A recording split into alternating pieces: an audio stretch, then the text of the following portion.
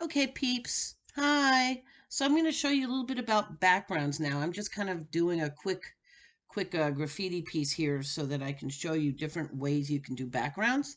I might have to do another one. So I just kind of wanted to show you that I was getting started. And once I finish, and I'm just going to give it a quick color, nothing serial. Okay, so hold on. Okay, so now I colored both of them because what I'm going to do is I'm going to show you two different ways, a bunch of different ways to do backgrounds. Okay, so the point of your background is to make the graffiti piece pop out. Okay, that is the whole point. That's the whole enchilada. You want this and this to be emphasized. Hold on, let me turn this off. Okay, so how do you make it so that your background makes your foreground pop? Well, you want to think first about color, and you just want something that will create a shape around it that emphasizes it. Okay, so I'm going to just kind of show you how I would do this. I might do something that kind of follows the original.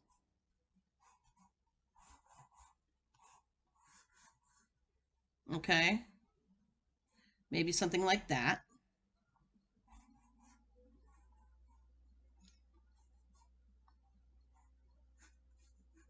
And kind of, okay, so I need more space around this. And remember, make sure that you keep it consistent, okay? You want these two sides to kind of be the same. You want to make it consistent, okay? So you want the same kind of look around it. So I kind of like that. I'm keeping with the kind of blocky style of it. So I'm going to kind of go like that.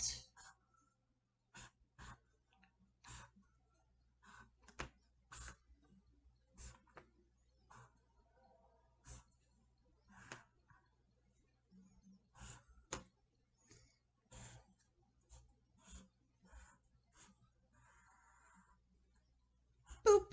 Okay. So I have that around it and I like how that looks. Now my goal is to make this thing pop. Okay. So the problem is I'm gonna have to put, oh, I kind of like that edge. I might do these edges here. All right. So what I have to do now is figure out a I'm just making kind of these edges on top a little thicker here. Just some of them, just to give it a like a 3D effect. Ooh, boss, very boss. Okay, I got to be a little more clean about that. I might just do a little bit on this side too here. Just, here and there, just to give it a 3D effect a little bit here. There we go. So, I'm having fun with this. I always work with pencil first. Always, always, always. Nice. Now I'm going to erase. And I don't know, like I'm trying to figure out what color would look good. I think pink would, but I don't have pink. Or do I? I have green. Okay, so green will be really good because green is the opposite color of, okay, like always, everything is always rolling here. Okay, green is the opposite color of these two. So I think I'll put some green in there. Now, a point is you don't want to start adding so much color that you don't want to get all fancy with it and everything. Like I could do a blend on the background. I can do a fade. I can do all that stuff on the background too. But I'm just going to keep it just green. I'm going to do a fill. So hold on while I pause and do my fill. Actually, I kind of want you guys to watch me do this because I'm showing again how to do a fill. Okay. So yeah. So you see how I'm being really careful. I'm using the side of the cone of the tip.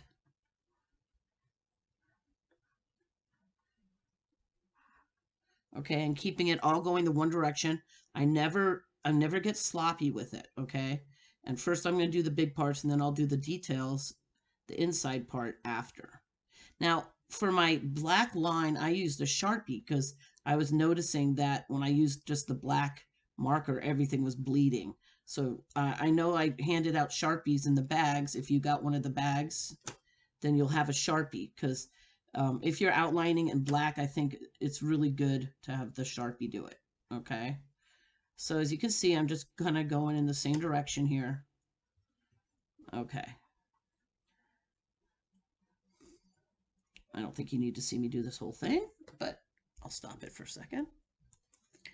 Okay, and to make it look better, and you know, this is not as bright as it really is in real life. There we go. It makes it look a little brighter. So I'm gonna go the opposite way. And what this does is it makes it look nice and smooth. You don't want streakiness when you're using your markers. You want it to have a nice smooth surface, okay? Look at my hand. It's getting all okay. So how you can do that is you can just always cover whatever you're not doing. You can just cover it with a napkin or a tissue, or you can actually cover it with a piece of paper, and that keeps things from getting all messed up. So you see how I'm just going the other way now, the other direction, so that I have a nice smooth, see how much smoother and wonderfully that looks? Wonderfuler. And it also helps me get all the parts that I missed. Okay, so I'm going to finish that. Okay, now you can have some fun too. You can do things like splatters around it, or you can just call it a day. Like you can just now you should fill out this part, okay? You shouldn't have the white paper behind it, all right? And also I need to think about what I'm going to put in these, because I kind of covered it with green, but I think I'm going to put yellow. No, I'm not going to put yellow. I'm not going to put anything in between. I'm going to keep those white. But you can do like splatters and stuff. So splatters, you start with something that kind of looks like a dot like that. And you want it to kind of look like it's, see how I'm kind of doing those little tear things? Okay, and you want it kind of happening so that it goes over it a little bit, okay? You don't need to have a lot. You want to keep it very organic. You can make a little noise like Bob Ross always tells you to do, okay? So you just kind of look at it, and guess what? A lot of graffiti artists use this, so you can actually look this up and see how other graffiti artists are doing it and how it looks. And just so you can see, I'm kind of doing random splatters, just kind of figuring out how it's going to look. And I think I'm going to fill these in with black. And it just fills the space up kind of nicely. So that's the splatter effect. Okay. You can also do like, there's all kinds of other effects, but this looks really cool. So let me fill some in and then we'll go back. Okay, so I did some of the splatters in front and some of them in the back, and I'm preferring the back. Okay, and just have to think splatter-ish. Like, how would that look? Okay. And be very organic about it. And take your time.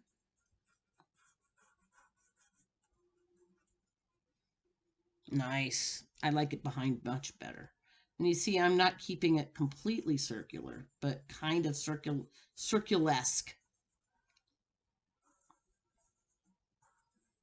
All right, and I'm making these kind of drippy looking things here.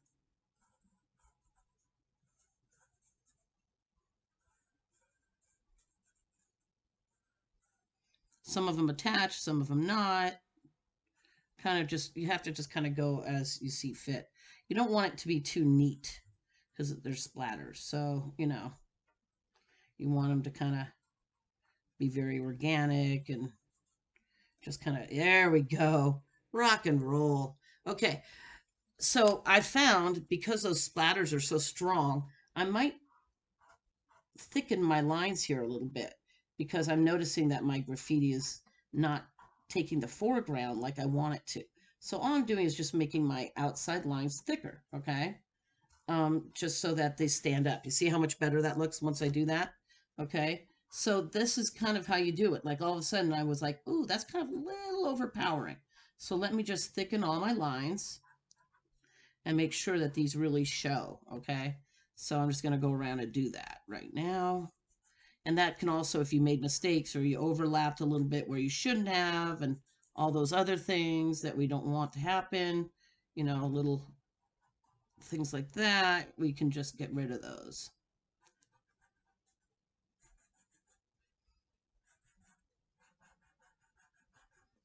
All right. See, I'm going to do the inside lines too. Just make everything a little thicker, just so it really shows.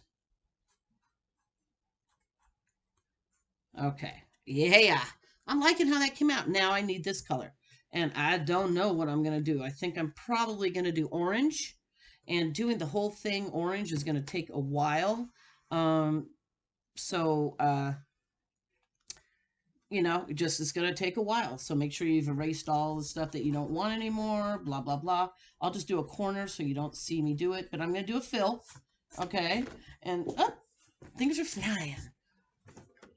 I'm going to do the fill the same way that I did everything else, just,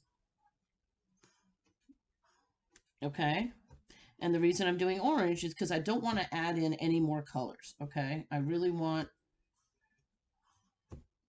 oops, I'm going a little fast. But you see how that's going to look? That's going to look really cool. So I'm going to finish that and then show you that, and then I'm going to do this one, okay? All right. Hold on. Okay, so I'm kind of done. I think it looks pretty good. I'm still not quite finished with the splatters, but I think it looks pretty good. And I think I'm going to do orange for the insides here. Okay, just because. I don't like them white because that adds another shade that I think that we don't need. So, boop. There we go. I'm doing this quicker than I'd like you to, so, because I don't want it to take too much time. Okay, boop, boop. Okay, so there we go. Now it's done. Oh yeah, much better with the orange inside. So there you go. That would be, okay. That would be one way to do a background. So what I did, so let's just reiterate. I had my piece. I made a shape around it, kind of, a shape that kind of mirrored this. I filled it with a color that is opposite the colors that I have inside. It's cool and the inside is warm, okay? Then I did some cool things going on, some splatters and stuff, and then I did the background orange so that it would be the same color as that. So it all kind of works together. So yay! Okay, now let's go to this guy. So this is all done in blues and purples. So I still have to kind of go opposite, which strangely is orange again, but I think I'm going to do red. Now, because this thing is fluffy, let's keep it fluffy. So I might just do a shape around it like this. Little fluffy shape. The important thing is that you kind of just don't have your graffiti art. Ooh, I kind of like that. So I think I'm going to have a little things going here and there. Okay. And for this, you can have little, like bubbles. Okay, you see how the bubbles are going? So this is a bubbly kind of thing. So a good thing if you have like a round thing is to have little bubbles like that. It looks pretty cool. All right, so I'm just going to kind of fill it with little bubbles. Different sizes. There we go. I think that's good. Outline it in black. Okay, so I'm going to not make you watch this. Okay, cool beans. So I did some bubbles. And again, when you're doing bubbles, really look at some images online to see how graffiti artists do bubbles. But I just did bubbly things, okay? And if you notice, some of my bubbles look like they're coming out. They're not completely round. Then the others are round. And I think I'm probably gonna put a little, like, like a little kind of one of these little windows. Now, when you do a little window thing in a bubble, make sure that it follows the form. See how I curve my lines? Okay, you want it to follow the form of the bubble. You don't want a little window in there that doesn't curve like your bubble. So you see, you just do little rectangles that curve like that, okay? And you don't have to curve. You don't have to put a window in every bubble, but it's kind of fun to put them in. And just little dots and doodads and stuff. Okay, so I've decided that the thing that will make this pop the most is if I do this yellow. okay? Which means all the bubbles are going to be yellow too, okay?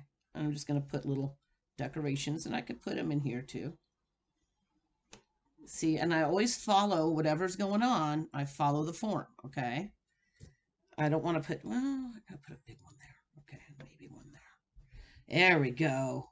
Yeah, it's looking cloudy. Like it. Okay, so now yellow will pick up a lot of stuff. It gets dirty really fast. So I always start from this end and go that way because I'm right-handed, okay? If I was left-handed, I'd go this way, all right? So you don't want this to happen to your hand where half of your graffiti art gets on your hand, okay? So let me do my background. No. Okay, as you can probably see, the yellow picks up everything. So you're going to find sometimes the yellow gets dirty. Like you see that there's a little streak there. So what I do is I just go over it with the yellow over and over again, and it actually kind of disappears it. It's kind of cool. See if there's a streak, I just keep going over it with the yellow, and the yellow just kind of, you know, does some work. It blends it in a little bit. This is from my hand. So yellow's kind of tricky just because it picks up every single other color. And I did this super fast, okay? So, really? Not one time can I do this without the doggies doing that. Okay. So that kind of gives you that, okay? So now what I'm thinking is I'm going to do the major background purple, okay? So, but then, so then I'm going to put the blue down here, but it's a little dark, so I don't know how that well that's going to look, but we'll just do a little bit. A little blue down here. Okay, and then I'm going to do a purple background, okay? I'm just going to do some of it, kind of see how I'm doing that. All right, I'm going to kind of go quickly because I'm getting tired. Okay, let me turn this off so you don't have to watch me do this. So I've made a little decision that on parts of this, I'm going to add a little extra layer here. And I've already done some of it, so I can't do all of it. So I'm just going to do here and there, because then it seems to me that the blue gets sad because there's just no other blue. It doesn't have a friend. So I'm going to do blue inside there, okay? Just parts of it so that it gives it some extra zing. Okay, let me finish that. Okay, so I got two pretty much finished pieces. Not looking at it, I probably would make that yellow orange, but I was just tired of orange. But yeah, so there's a couple of ways to do that. There's some bubbles and splatters, okay? But the important thing is that you make sure that you have a background that really makes your personal. Oh, I just need to add some more splatters there. This is just not enough. The paper is still really damp. There we go. Now it's starting to look the way I want it to. Gotta make them bigger, bolder. Anyway, yeah. So you want to definitely make it so that the main event is your piece, okay?